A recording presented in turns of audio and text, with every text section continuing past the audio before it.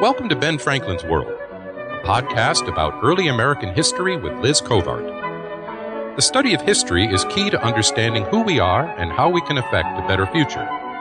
Ben Franklin's World will introduce you to historical people and events that have impacted and shaped our present-day world. And now, here's your host, Liz Covart. Hello, and welcome to episode 48 of Ben Franklin's World, the podcast dedicated to helping you learn more about how the people and events of our early American past have shaped the present-day world we live in. The War for Independence took place over 200 years ago. With that much distance, it makes it difficult for us to think about the realities of that violent event. Today, we are going to take a deeper look at an understudied area of the War for Independence, enemy prisoners of war. Ken Miller joins us to discuss his book, Dangerous Guests, Enemy Captives and Revolutionary Communities During the War for Independence.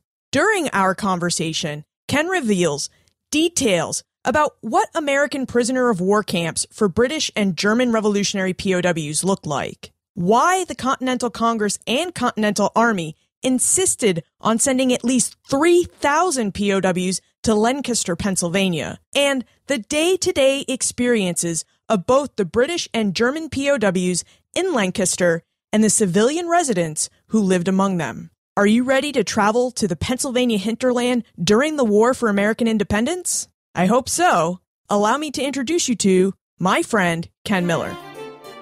With tidings and wisdom to share about our early American past, here is this week's special guest. Ken Miller is an associate professor of history at Washington College in Chestertown, Maryland. His research interests include colonial and revolutionary North America.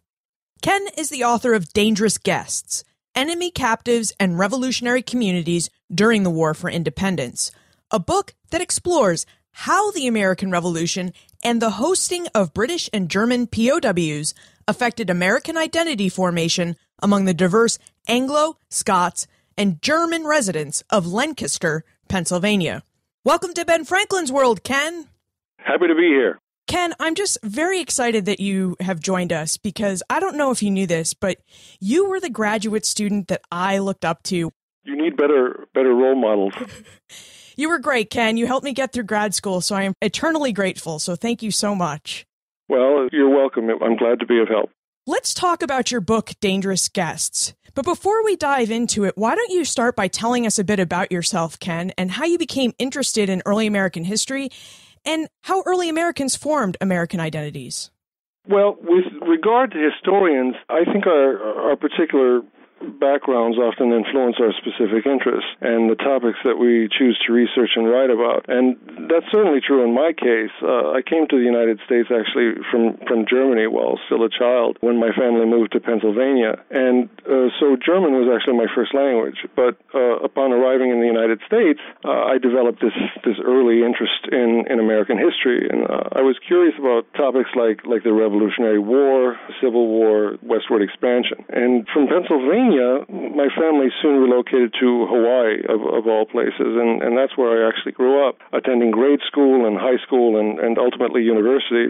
And Hawaii, of course, is many things, but one of its most striking features is its remarkable diversity. You see a stunning diversity on display throughout the islands, and that made a really powerful impression on me from a very early age. And so when I began studying history formally in college, the topics in American history that most intrigued me often involved questions of identity and diversity. I was fascinated by how diverse Old World peoples became American, began identifying as American, and by how diverse groups interacted within their new communities. Did they get along? Did they not get along? And so when I began graduate school at UC Davis, these same concerns informed my dissertation, which ultimately, after considerable revision, became the book. Ken's book, Dangerous Guests, examines the role British and German prisoners of war played in American identity formation in Lancaster, Pennsylvania, during the American War for Independence. Ken, what's so unique about Lancaster? Why did you situate your study in that community? The book actually began as a general study of revolutionaries' management of their British and German captives. My preliminary research revealed that the Americans detained their prisoners in assorted detention centers in these host communities stretching from Massachusetts to Virginia. Now, additional research indicated that Lancaster was really the star of the show, quickly becoming the revolutionaries' chief detention site during the Revolutionary War. Now, for my purposes, it also helped immensely that Lancaster's wartime experience was just extraordinarily well documented. But what I found especially appealing was that Lancaster was also this remarkably diverse community, which, of course, squared with my particular interests. And ultimately, it just made sense to focus on Lancaster. So Lancaster was this community situated in the Pennsylvania hinterland, upwards of 60 miles west of Philadelphia, the provincial capital. Founded in 1730, it soon emerged as this thriving market town, home to not only merchants and shopkeepers, but also a large number of skilled craftsmen practicing a wide range of trades. Eventually, the community served as a sort of crossroads linking the eastern capital to Pennsylvania's western frontier. Like scores of neighboring communities dotting the Pennsylvania interior, Lancaster was settled largely by immigrants and their immediate descendants, and noted for its stunning ethnic and religious diversity. On the eve of the War for Independence, Lancaster was home to some 3,000 residents, over 60% of whom were German-speaking. Now, English speakers, both English and Scots-Irish, made up most of the remaining population. Now, adding to this ethnic diversity was a remarkable religious pluralism featuring Anglicans, Presbyterians, German Lutherans and Reformed, Moravians, and a small number of Quaker and Jewish residents. Now, in the surrounding countryside, you'd find members of the German sect, including Amish and Mennonites. So, for all intents and purposes, what you have in 1775 is an essentially divided community. How did British and German POWs affect the formation of an American identity in Lancaster? You mentioned that it is a very diverse community, so I imagine you have pockets of Germans here, Scots there, English, in the middle. How did they all become Americans? It's a really complicated business. Now, what you find in 18th century Lancaster is, as I said, this remarkably diverse community. Now, through the initial decades of settlement, that diversity occasionally fostered friction as English and German speakers approached their foreign neighbors with real suspicion and prejudice. You have a sort of clannishness at work, with English speakers preferring to associate with fellow English speakers and their German neighbors identifying and interacting with other Germans. Now, the vast majority of residents remained very parochial-minded, valuing what was close to home. For Lancaster, the dangers and dislocations of war altered that local dynamic as portions of the town's diverse residents found common ground in the shared enemies who threatened their community. Now, that was the case, for example, in the 1750s and 1760s during the 7 Years' War and Pontiac's Rebellion, when some of the community's distinct groups made common cause against their French or Indian enemies. Now, of course, the Revolutionary War proved even more transformative by forcing English and German speakers to not only mobilize and cooperate in new ways, but also on a significantly larger scale. Now, in Lancaster, the war disrupted these customary modes of interaction, of association, as English speakers suddenly found themselves squaring off against British redcoats, and German speakers squared off against Hessian mercenaries at the precise moment, mind you, when each began to appreciate what they shared in common with their foreign neighbors as fellow members of this community at war. As locals became increasingly alienated from the British Empire, militant patriots took pains to distinguish themselves from their wartime enemies, becoming in the process more self-aware and more self-conscious of their peculiar status as revolutionaries, as Americans. And so at moments over the course of the war, you'd see some of the more active supporters of the local resistance periodically transcending their narrower cultural and communal attachments and identifying more broadly with like-minded patriots, both within and beyond their particular community and province. Now, the arrival of literally thousands of enemy prisoners of war and the various challenges and opportunities associated with their presence ultimately intensified this process. Because of this ongoing proximity to their enemies, residents found themselves living a sort of daily war at home. So the war cast this continuing shadow over Lancaster that locals could never fully escape. Now,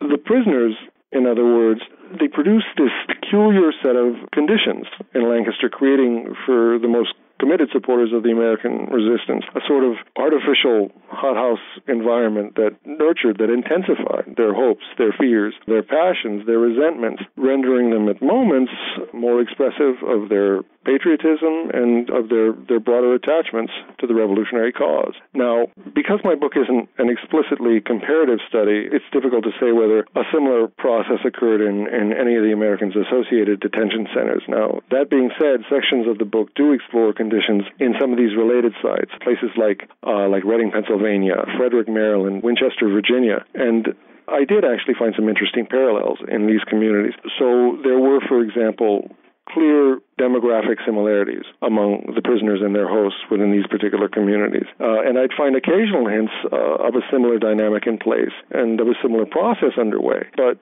what was probably most striking were the similar patterns in the treatment of prisoners across detention centers within these particular communities. So Lancaster represents not just a great case study, but one that's representative of what's going on in other communities where they're hosting POWs. Yeah, precisely. Now, Ken just mentioned that thousands of POWs made their way to Lancaster. But how many POWs are we talking about? After Richard Montgomery's victories in Chambly and St. John's, Canada in 1775, the Continental Army shipped 700 POWs to Carlisle, Reading, and Lancaster, Pennsylvania, as well as other sites even further south. And this was just the first wave. Throughout the war, the revolutionaries would disperse up to 13,000 prisoners of war. Ken, why did the Army and Congress send over 3,000 POWs to Lancaster? Yeah, I should probably say something about those numbers. Those are important. Now, the figure of 13,000 refers to the assorted captives detained in the vast hinterland region stretching from Pennsylvania to Virginia. Now, at points in the war, you could find additional prisoners held to the north in Connecticut and Massachusetts, and to the east of Lancaster and Philadelphia. All told, the revolutionaries held upwards of 15,000 prisoners during the War for Independence. Now, Lancaster would see 5,000 or so, but those were just the prisoners detained over an extended period. More would pass through Lancaster on their way to neighboring detention facilities to the south or to the west, or en route to their exchange for American prisoners held by the British. Now, the first large batch of British prisoners captured in late 1775 actually posed a serious problem for the Americans' new Continental Congress. Lacking a well-defined prisoner policy and the necessary accommodations for housing large numbers of enemy captives, the Americans had to improvise. And so there'd be a great deal of experimentation over the course of the hostilities. For Continental officials, the first order of business in 1775 was selecting a site where the captives could be conveniently lodged and safely secured. Lancaster, it turns out, fit the bill. Now, among other things, the community contained a large barracks from the 7 Years' War that could adequately house hundreds of prisoners. Continental officials also felt that Lancaster's residents could be relied on, having already demonstrated their enthusiasm for the American resistance by mobilizing men and supplies for the war effort. Additionally, the community was tucked safely away in the provincial hinterland, well removed from ongoing military operations and nestled in a bountiful agricultural region, which was an important consideration should the prisoners need to be supplied at American expense. So that was Congress's thinking at the onset of the war, but those considerations remained preeminent for the duration of the conflict. Now, by late 1776, Lancaster had an established track record for detaining large numbers of prisoners. So when the Americans suddenly found themselves in possession of some 900 Hessians, captured complements of the Battle of Trenton, Lancaster seemed the logical site for their detention.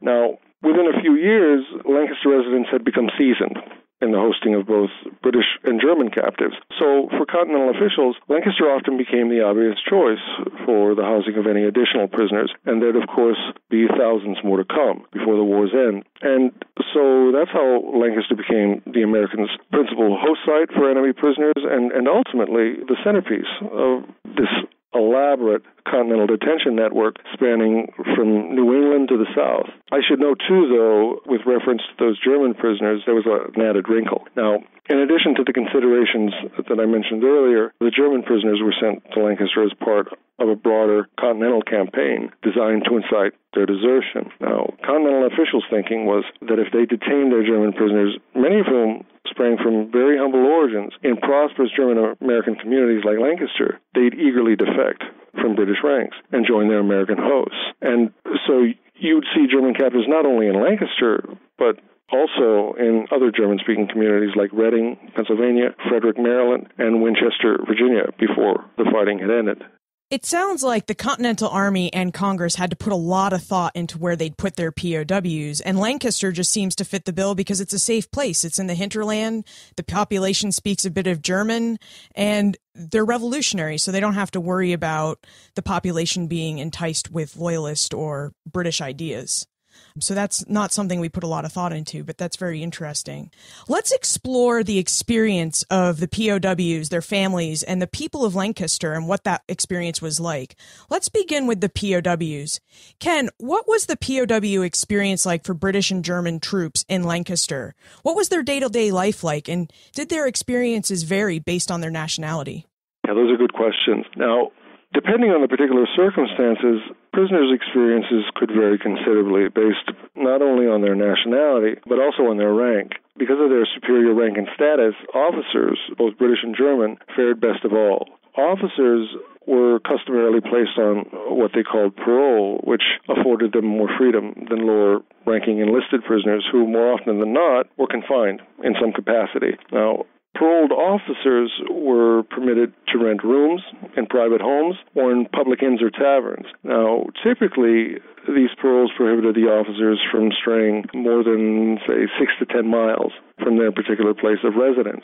Now, the conditions for the enlisted prisoners varied depending on whether they were confined in close quarters or hired out as laborers. Over the course of the war, Lancaster hosted mostly British captives who, because of their reputation for misbehavior, were generally confined to their stockaded barracks where they drew their provisions. Occasionally, they'd be joined in the barracks by some of their German comrades. Now, prisoners who proved especially troublesome could find themselves even more closely confined in the town jail.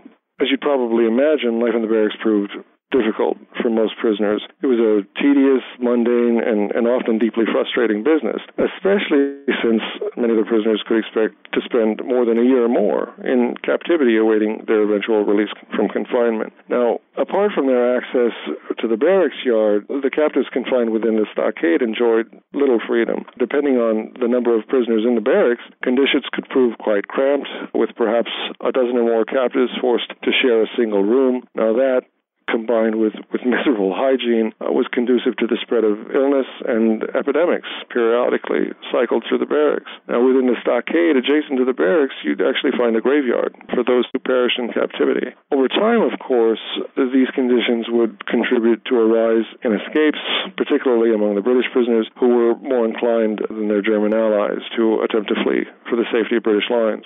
Now, if you were lucky, you got the option to hire out, which was the case for most of Lancaster's German prisoners, who quickly garnered a reputation for being better behaved than their British comrades.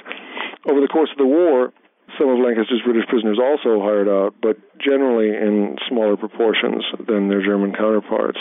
The hiring out of prisoners' labor was a familiar wartime practice, which actually predated the War for Independence. Part of the rationale for the practice of hiring out was this belief that the captives would prove easier to control if they were put to work and paid a wage, rather than, say, being confined in large numbers, which might prove more conducive to rebellion. Their captors, meanwhile, could actually profit from their labor. Now, the prisoners, for their part, found it appealing because they could avoid confinement and supplement their meager pay, so theoretically, everybody wins here, right? Captives who hired out had to check in periodically with local authorities, but generally resided with their employers. Consequently, they enjoyed more freedom than those confined in their barracks. Locals who hired prisoners' labor first had to pay a bond to revolutionary officials as security for their employees' good behavior. If a prisoner escaped while in local employ, his employer was held responsible and forfeited the bond. Now,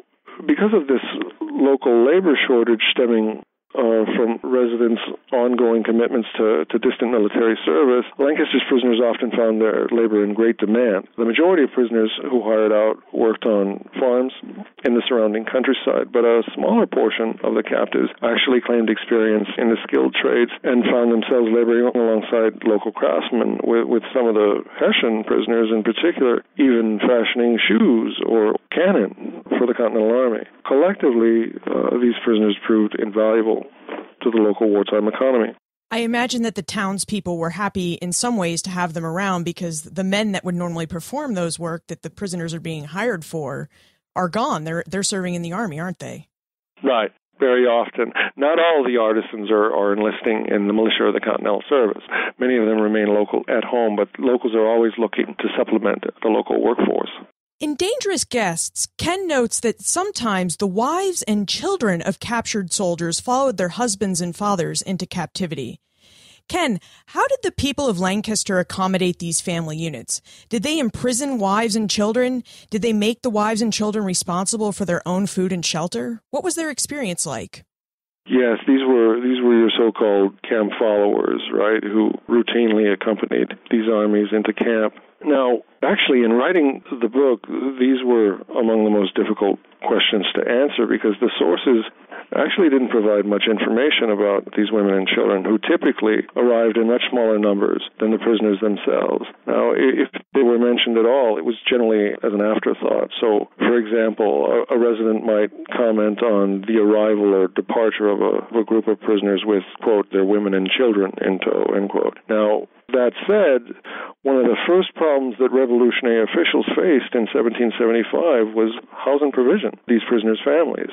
Wartime convention indicated that each of the major belligerents within a particular conflict was to provide for its own soldiers held in captivity by the enemy. So theoretically, the British were to supply and provision their own troops in American hands, providing them with full rations. And I say theoretically because this didn't always pan out in practice. Now, my research indicated that the prisoners' wives and children were typically placed on half rations. Now, this and the fact that these provisions weren't always readily forthcoming because of the difficulties of supplying the captives prompted some prisoners to hire out in order to provide for their families. Now, in some cases, events could actually take an unfortunate turn. So later in the war, for example, when the Americans faced the cumbersome prospect of shouldering the continuing costs of providing for some of these women and children, specifically in this particular case, the families associated with the British Army captured at the Battle of Saratoga in late 1777, Continental officials basically cut off their supplies. Rather than receiving any more provisions at American expense, the families were given the options of either providing for themselves in captivity or returning to British lines. So, in effect, a prisoner's wife could work for her living in Pennsylvania or depart for New York in haste. Now, as far as lodging was concerned, in Lancaster, the women and children were generally housed in the barracks alongside the enlisted prisoners, but that too depended on particular circumstances. So again, later in the war, when Lancaster's barracks became too crowded, containing some 1,500 captives, the soldiers' wives and children were allowed to camp on the town common, but that was somewhat exceptional at the time. Okay, what was it like for the civilians of Lancaster to host so many British and German POWs? Did they have an increased fear of the enemy given that so many of their able-bodied men were away from home serving in the militia or the Continental Army? That's a great question. For towns like Lancaster, the hosting of hundreds of enemy prisoners could prove a complicated enterprise, presenting both challenges and opportunities. Now, it's important to note that Lancaster was not only a detention site for captives, it was also a community that was mobilized for war. And so what that means is that a portion of the town's male inhabitants were periodically absent, performing distant military service with either the state militia or the Continental Army. You'd find some young men left at home, to be sure, but for the most part, you'd find the elderly, you'd find women, and you'd find children. What's more, that local militia had to be provided with whatever arms were available. In other words, at any given time, depending on whether the militia had been summoned for service, Lancaster could find itself alarmingly short of both men and munitions. And that's, of course, a problem when you find yourself in a community containing anywhere from 400 to 800 to as many as 1,500 restless and often resentful enemy prisoners. Nor did it help that the Americans' British captives had early on earned this stubbornly persistent reputation for misbehavior after feeding the fears and the animus of their local hosts. So it should come as no surprise that residents of Lancaster and outlying communities routinely complained to patriot officials of the dangers posed by their prisoners. Now, that said, there was also this business of provisioning and hiring out. A number of local merchants were actually enlisted to assist with the prisoners' provisioning to ensure that they were properly supplied. So there was some money to be made in the enterprise, and these few merchants stood to profit from the prisoners' presence. Meanwhile, some of their neighbors, farmers, artisans, shopkeepers, were keen to compensate for the wartime labor shortage by hiring the captives to work on their farms, in their workshops. And that was particularly the case with many of these German prisoners, who generally proved eager and reliable laborers. And so in Lancaster, there was this measure of ambivalence with regard to the prisoners. Not every member of the community was disappointed by the arrival of a new batch of prisoners, nor were they always happy to see them go. Now, that being said, for the better part of the hostilities, prevailing sentiment often oscillated between mild to severe anxiety. Now, for most of Lancaster's patriots, the majority of their captives constituted a nuisance at best, a source of peril at worst, and so for the most part, I'd say locals proved reluctant hosts. I have to imagine that Lancaster's like a lot of other American towns. It may lean patriot, but that doesn't mean that every resident is a patriot. They might be a loyalist or even a fence-sitter or a neutral. How did Lancaster's loyalists or fence-sitters react to having so many British POWs in town? Did their presence inspire the loyalists to riot, cause trouble, or act to assist the POWs in any way? With regard to loyalists specifically, the prisoner's presence could prove either debilitating or empowering. Life in revolutionary Pennsylvania was a precarious business for both loyalists and neutrals who fared poorly at the hands of the state's patriots. Pennsylvania's revolutionaries operated from a pretty simple formula. You were either for or against them, and if you chose poorly, you and your family could pay a severe price. So loyalists were alternately harassed, assaulted, fined, even in cases imprisoned. So if you numbered among Pennsylvania's so-called disaffected, you needed to play a very careful hand. For Lancaster's loyalists, that of course meant that they associated with these prisoners at their peril, for that was considered potentially subversive behavior. It could invite the suspicions, the hostility of local officials, or even worse, the local militia. If you were a loyalist in Pennsylvania and in Lancaster particularly, anonymity was your friend, so most opted to keep their heads down by avoiding overt associations with the prisoners. Now, that said, some local loyalists were sufficiently alienated from the revolution that they were willing to take some risks by defying their patriot neighbors and associating with the prisoners. These associations, they could assume a variety of forms. Some loyalists engaged in casual fraternization by boarding British officers in their homes.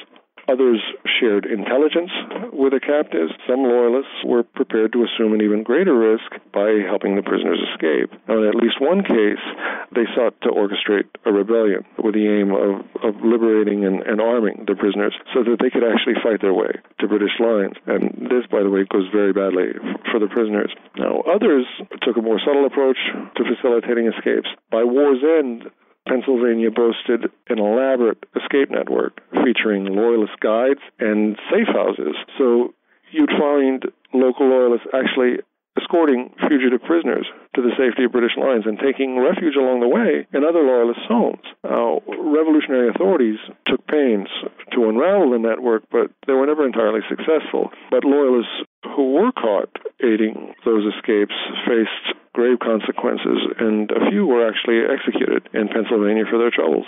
Before we move on to the time warp, I wonder if you would tell us whether it's true. Did the Continental Congress try to entice German soldiers to desert the British Army with promises of citizenship and land? And if so, if that's true, did the citizens of Lancaster play a role in this plan? Yes, that was part and parcel of this broader Continental Campaign as a strategic campaign to undermine British military operations by promoting German desertions. Now, the thinking of Continental officials was that because these Hessians were, for all intents and purposes, hired guns, mercenaries, they weren't especially invested in the contest. Strictly speaking, it wasn't their fight. So Congress assumed that if they were given the proper incentives, they would desert in significant numbers. And this campaign is actually set in motion before the first Germans even arrived on American shores, during the summer of 1776, when Continental officials planned to entice the Hessians with these promises of civil and religious freedom and material opportunities. And in some ways, this made perfect sense.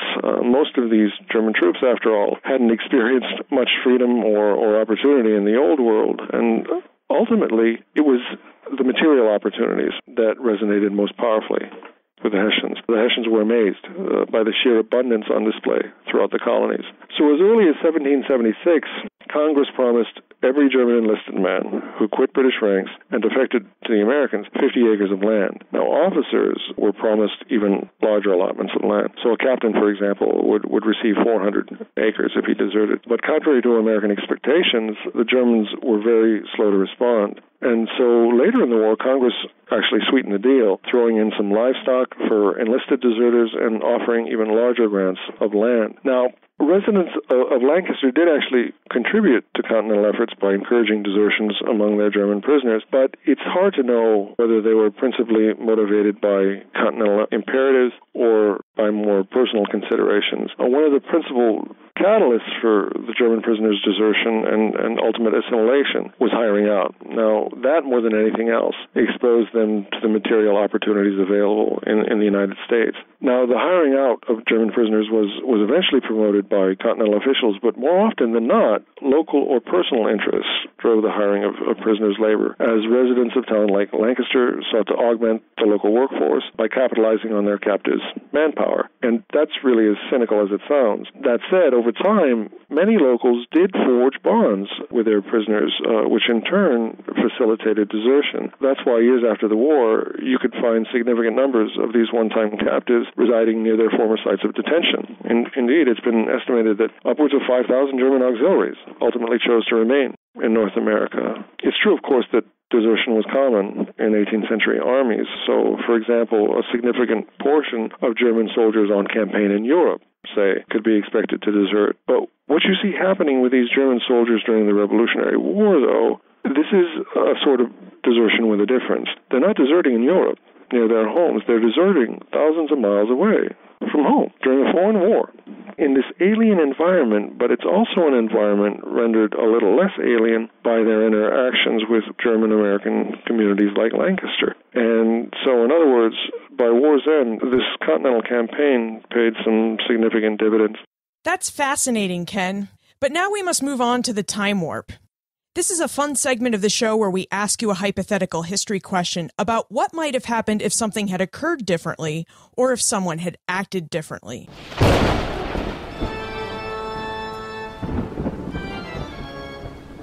The time warp. Historians can't predict the future, but they can speculate about what might have been. In your opinion, what might have happened if Lancaster had not played host to over 3,000 British and German POWs? How would the POWs' absence have affected the process by which the people of Lancaster created an American identity? Oh, the dreaded counterfactual. Without those prisoners, thousands of them, bear in mind, I can only assume that the outcome for Lancaster would have been very different. For locals, the captives' presence created challenges and opportunities that simply would not have existed otherwise. So, over the course of a long war, I suspect that locals' patriotism would have ebbed much more than it would have flowed, which frankly was more the norm for communities not only in Pennsylvania, but all across the rebellious colonies. In short, I think Lancaster's particular wartime experience would have far more likely resembled that of other communities during the War for Independence. Absent the clear and present dangers posed by those captives, conditions would have proved much less conducive to the nurturing of those broader ties that ultimately helped locals transcend, even if only temporarily, their particular attachments, their more particular attachments.